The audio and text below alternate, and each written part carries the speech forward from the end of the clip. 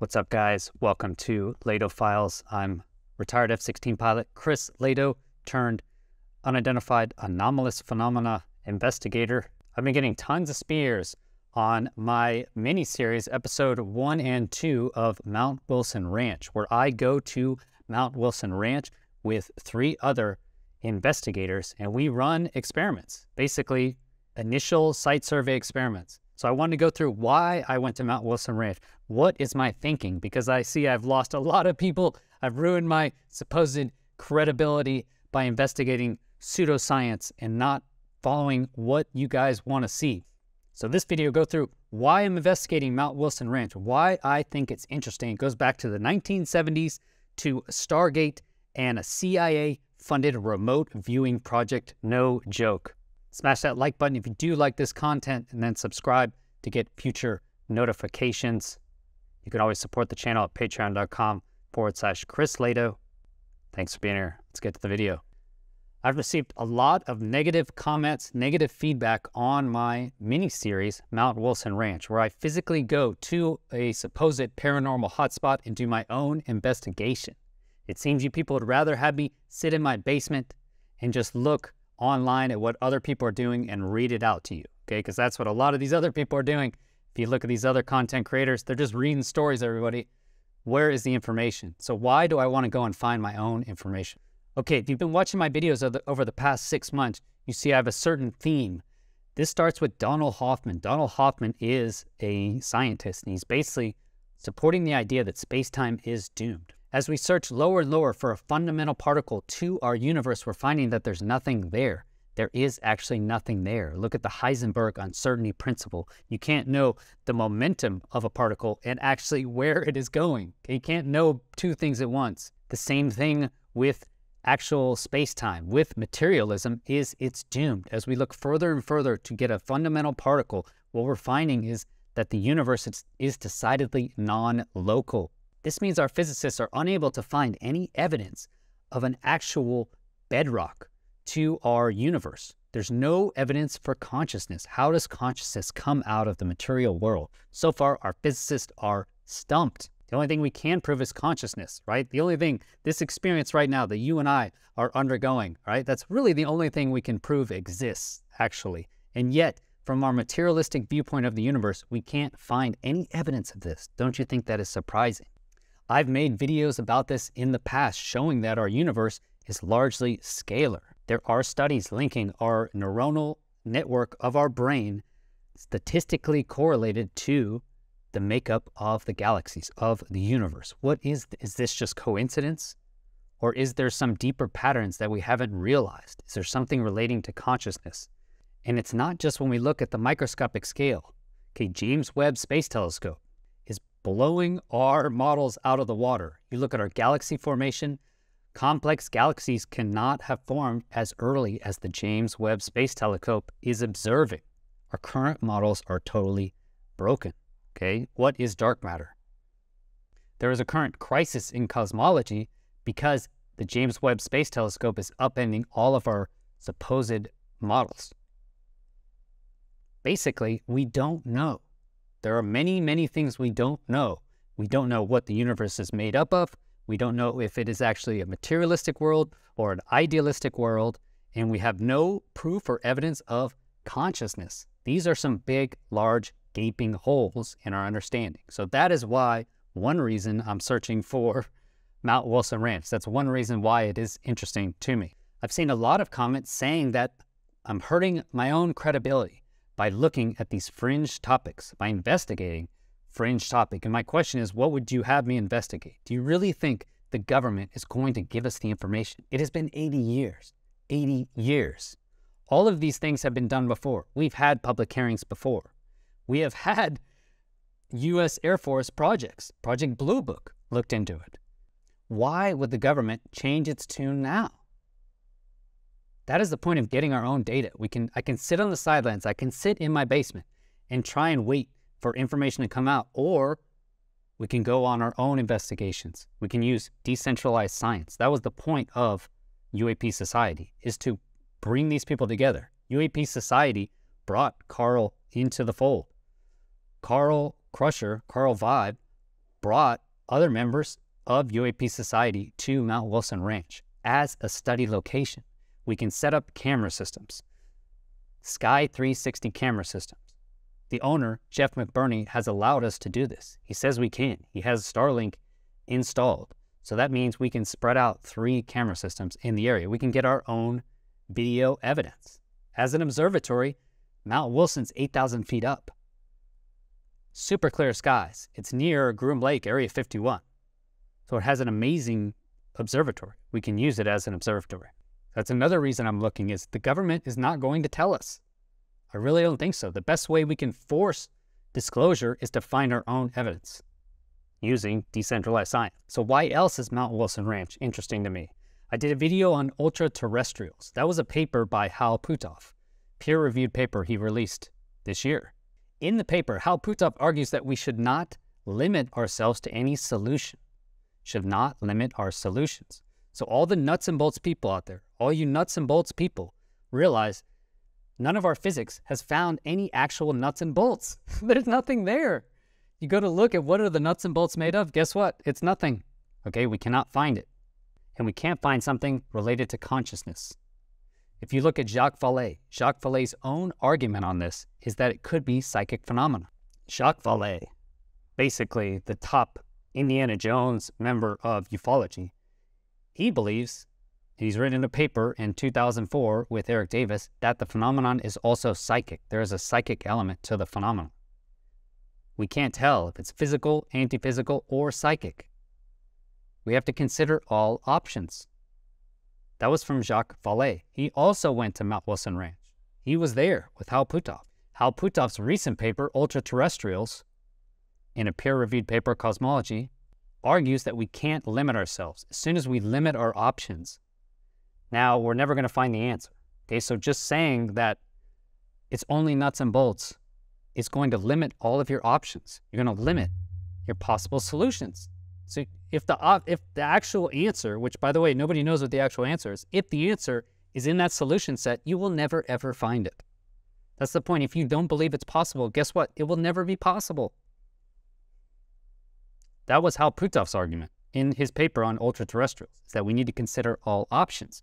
Consider them, investigate them as hardcore as you can, right? Really dial down. Is it possible? And then at least you have actual data. You have actual forensic data, right? Our infrasound detections that we're doing in Mount Wilson Ranch, okay, those are some detections. Whatever you say, whether it's pseudoscience or not, that is science. Okay, until science becomes real, believable, proven, replicatable, then it's pseudoscience, okay? But at some point, science needs to start out as pseudoscience. So it doesn't just stop there. Mount Wilson Ranch is an interesting place. Okay, that's why I went with Chris Bartel. He was at Skinwalker Ranch for over 6 years. He was out there alone while they were doing all those tests. All those tests that were in Skinwalkers of the Pentagon, Chris Bartel was out there. He didn't know what was going on. He didn't know his MRI would be sent to Kit Green. He didn't know all these things. But he is dedicated. He's interested. He wants to find out for his own reasons. And he believes it's Native American artifact related. Brent Stone from Museum of Tarot, man, this guy knows more about the occult, the paranormal, everything that's gone on in that branch of our society, the fringe parts of society over the last 50 years, knows this stuff cold. And he has a lot of crazy technology to potentially test it. Could some of this old technology, dowsing rods, infrasound, theta waves, remote viewing, could that be real? Well, Carl Vibe here, has been investigating. He went to Blind Frog Ranch. I met Carl at Blind Frog Ranch. And what we found there is we didn't think there was much there, okay? We didn't think the integrity lived up to it. When Carl went to Mount Wilson, he found that people just want to find out. The owner, Jeff McBurney, just wants to find out. He's interested. The Stargate Project was a secret U.S. Army unit established in 1978 at Fort Meade, Maryland, by the Defense Intelligence Agency and Stanford Research Institute International from Stanford. That's a California contractor to investigate the potential for psychic phenomena in military and domestic intelligence applications. The project and its precursors and sisters projects originally went by various code names: Gondola Wish, Stargate, that's how I know it, Gorilla Flame, Center Lane, Project CF, Sunstreak, and Scanate. It originally was Scanate for scan coordinates, until 1991 when they were consolidated and rechristened as Stargate Project. Okay, so this is the project Hal Puthoff was a director of. CIA-funded project. And that goes back all the way to the 1970s. So in 1970, United States intelligence sources believed that the Soviet Union was spending 60 million rubles annually on psychotronic research. In response to claims that the Soviet program had produced results, the CIA initiated funding for a new program called Scanate, Scan by Coordinate, in the same year. That is basically remote viewing. Research began in 1972 at Stanford Research Institute in Menlo Park, California, with Russell Targ and Hal Puthoff. They started it. So physicists Russell Targ and Hal Puthoff began testing psychics for Stanford Research Institute in 1972, including one who would later become an international celebrity, Israeli Uri Geller. So Uri Geller was basically deemed a complete fraud by this one guy, Hyman. Okay, so Ray Hyman from the U.S. Department of Defense came and said he was a complete fraud, and as a consequence, Targ and Puthoff lost their government contract to further work with him. One of the project's successes was the location of a lost Soviet spy plane in 1976 by Rosemary Smith. So out of nowhere, she was able to generate these coordinates, and they found this plane. A young administrative assistant recruited by project director Dale Graff. They had limited success, it sounds like, in the 1980s. But then in 1985, the Army funding was terminated. But the program was redesignated Sunstreak and funded by the DIA's Scientific and Technical Intelligence Directorate. Okay, finally, in 1991, most of the contracting was transferred to Science Applications International Corporation, with Edwin May controlling it. Its security was altered from a special access program, okay? That's a special access program, the highest levels where you need access, need to know, to limited dissemination, and it was given its final name Stargate. So basically it was declassified in a sense. And closed in 1995. Okay, so 1995 closed it. The CIA commissioned a report by the American Institutes of Research that found that remote viewing had not been proved to work by psychic mechanism, and said it had not been used operationally, although it sounds like it was. The CIA subsequently canceled and declassified the program. So at that point, Hal Puthoff and Ingo Swann, and sounds like Russell Targ, shopped around for investors, and they found Bob Bigelow. They called it the National Institute for Discovery Science. It was a privately financed research organization based, again, in Las Vegas, Nevada, and operated from 1995 to 2004. It was founded in 1995 by real estate developer Robert Bigelow, who set up to research and advance serious studies of various fringe science and paranormal topics, most notably ufology. Deputy Administrator Colm Kelleher was quoted as saying the organization was not designed to study UFOs only. We don't study aliens, he said. We study anomalies. They're the same thing in a lot of people's minds, but not in our minds. It was disbanded in October 2004. It was during that time that this team, National Institute for Discovery Science, along with Hal Puthoff, Jacques Vallée, Eric Davis, Ingo Swann, went to Mount Wilson Ranch. So why were they there? Stargate is a real program. So it's not just us investigating. This is from the Travel Channel. Ghost Adventures Mount Wilson Ranch. Zach and the crew land outside of Pioche, Nevada to investigate a mysterious ranch known for its concentration of supernatural energy and countless reports of extraterrestrial activity. So it is a popular hotspot, if you will. There's the crew, a remote location. The old ranch is not only haunted by Native Americans and cowboys, but has had reports of UFO activity. The ranch was once owned by mogul Robert Bigelow, the founder of the National Institute for Discovery Science, an organization dedicated to studying the paranormal and extraterrestrial. Bigelow originally purchased it due to its history of intense paranormal activity, similar to Skinwalker Ranch. They say it's a UFO portal. According to the ranch's current owner, Jeffrey McBurney, Bigelow believes Mount Wilson is a UFO portal and there may be possibly a base inside the mountain. This is the argument for, could you have a pyramidal structure under the mountain? Could it be somehow sending some sort of emissions? This area may be home to UFO activity because Groom Lake and Area 51 are only 100 miles away from the ranch. It's at 8,000 feet, crystal clear skies. We could see planes flying around. I saw a tanker and some fighters. So you have a great view of the sky. It's nearby. There's unexplained sightings, lights in the sky, strange sounds beneath the ground, and witnesses speak out. So Zach from the Travel Channel interviewed camera-shy neighbor of the Mount Wilson Ranch who said she's heard music from 30s and 40s coming through a static radio. According to her, the music continues to play even when nobody's there. So all types, crazy stories, abduction stories. This is right, if you watch, we did the double slit experiment right off this piano. I put the laser. Settlement. Some of the earliest settlers of the region around the ranch were Mormons who ventured out from Salt Lake City, Utah. There was a stone homestead here almost 200 years ago. And a lot of Native American artifacts. He found flakes all over the location. And the Saloon. The Saloon features a bar that dates back to the mid-1800s. It's the paranormal hotspot of this complex, so the crew will be checking the physical bar looking for spirit attachments. It's a spirit attachment. Yeah, this is the ghost hunting stuff. Okay, is there anything there? I am curious. And if I've been watching lately Ancient Apocalypse, this is Graham Hancock's excellent Netflix series. If you watch that, basically talks about a possible flood 12,000 years ago, Younger Dryas flood. These pyramidal structures all around the world. Current archaeology is not accepting these points. But how did they explain Göbekli Tepe? Göbekli Tepe was made over 10,000 years ago. 6,000 years before the Great Pyramids. How is that possible? Could there be some relationship? Could there be sites that actually induce some sort of effect in humans? This is what Brent Stone argues in the Mount Wilson Ranch mystery, is that infrasound. Basically, there could be areas of higher infrasound that somehow interact with human psyche. And this is a thing, okay? So electromagnetic fields do affect human health. Look at the biological effects, human effects that we're seeing from all of these UAP interactions. EMFs influence metabolic processes in the human body and exert various biological effects on cells through a range of mechanisms. EMF disrupts the chemical structures of tissue. Since a high degree, electromagnetic energy absorption can change the electric current in the body. So when you're standing on the ground, you are connected to the ground, and you're made up mostly of water. So it makes sense that we can be affected through electromagnetic waves, doesn't it?